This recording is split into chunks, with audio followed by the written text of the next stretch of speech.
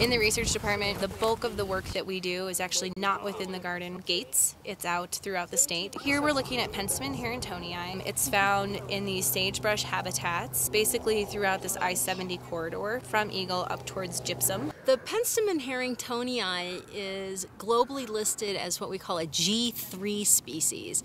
And what that means is that it's sensitive. We needed to keep an eye on it to see if they're growing, are they surviving from year to year, are they being eaten by bugs, are they being eaten by elk or deer, and that way we can find out if this population of plants is doing all right or if they're suffering or not. This is a very tedious job. Yeah. Yes, it is.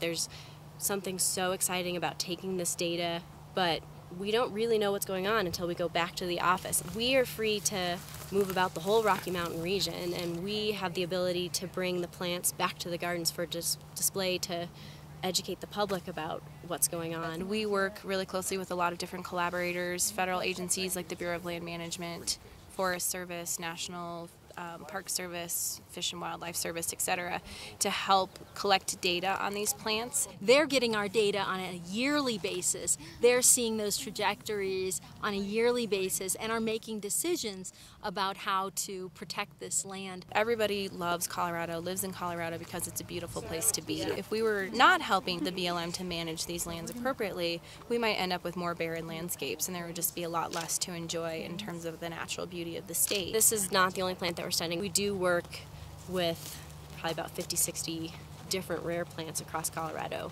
The fuzzies are cryptantha. In addition to doing seed collections for seed banking and monitoring of the populations, we also simply document the flora around our state. Our main goal is to make sure that we're not causing plants to go extinct due to human causes. So is this one here? Yes. If Denver Botanic Gardens doesn't do it, who will?